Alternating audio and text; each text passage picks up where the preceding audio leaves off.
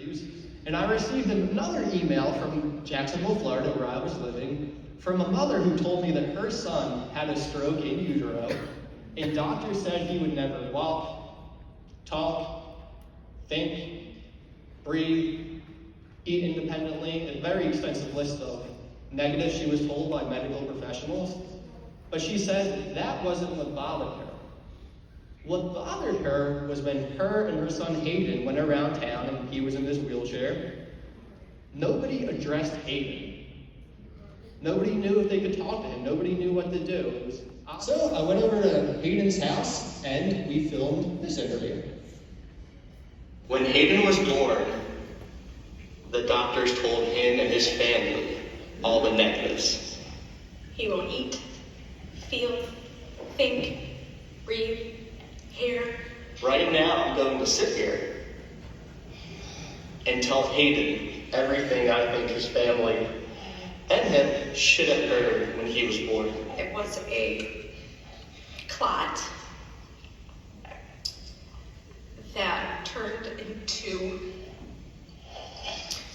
a massive brain bleed, which made him have a stroke. You are going to have a profound impact in this world. We did not know how to receive that information.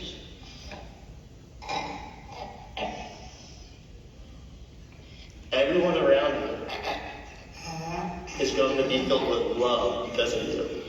I wish I could have done something. I wish I knew something medically. That was my education and training. With every life you touch, you're going to permanently impact them for the better. Even when I cry, you make me smile. You're going to spread so much joy and love, more than any doctor, any professional can really comprehend.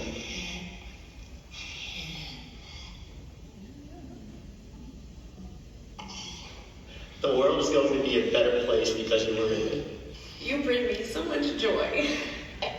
And you want to give me a kiss? You already brought me a lot of joy.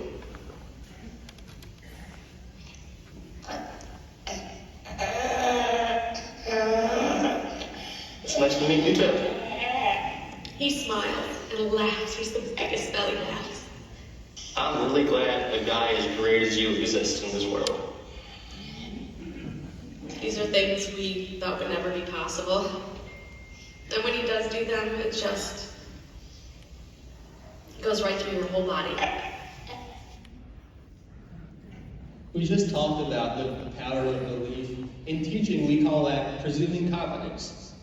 You go into every interaction, every lesson, presuming that that student can be competent in that task and that skill. And that's what I do in my interviews. I go into every interview with the presumption that person is capable of having a meaningful interaction, that they can understand me and I can understand them.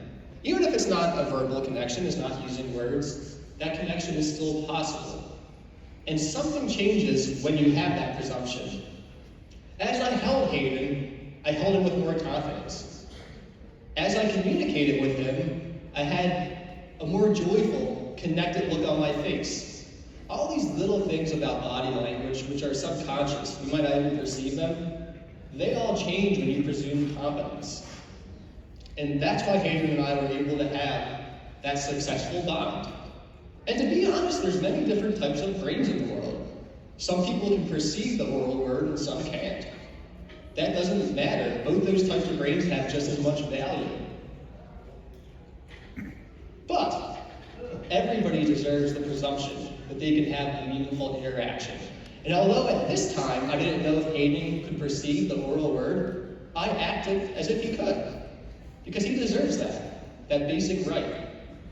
Well, a few years later, I think 3 years to be precise, I went back to visit Hayden, and in those 3 years, his parents believed in him. They took him to every therapy appointment. He was lucky to have access to many different types of communication devices, and they found that he could communicate on a Tobii eye gaze, a machine which tracks your eye movement, and he could pick out letters and phrases he wanted to say.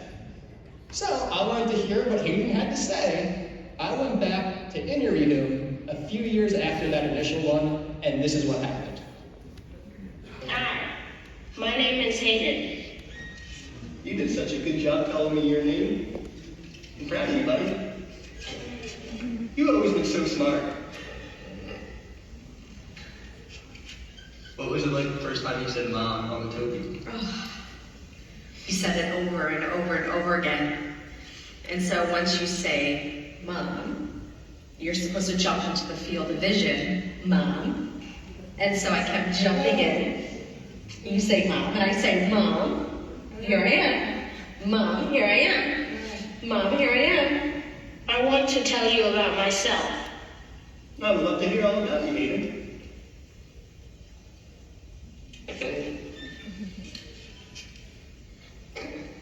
I'm 6 years old. 6 years old. I've known you since you were 4 years old. And from the time you were 4 till the time you were 6, you've made so much progress, and I'm proud of you. Every single little thing he does. Every look. Every squeeze of my hand. Every hug. Gives me so much purpose. And a million times more joy than I think I could have ever imagined. All results in life stem from belief. You have to believe it's possible. And after a full year of filming these interviews, I decided to pursue it full time. This is a picture of me and one of my former students on the stage. That's when we did our Keynote at the National Autism Association's conference, and he knocked it out of the ballpark. I was really proud of him. This project started just interviewing kids who were autistic. It has grown to include adults with mental health disorders like schizophrenia, mood disorders like bipolar disorder, physical disabilities, and rare genetic disorders. So we make a point of being inclusive of everybody. But no matter who I'm interviewing, whether it be an adult, a kid, no matter the disability, I always start with the same exact first question. And that question is, what do you want the world to know about you?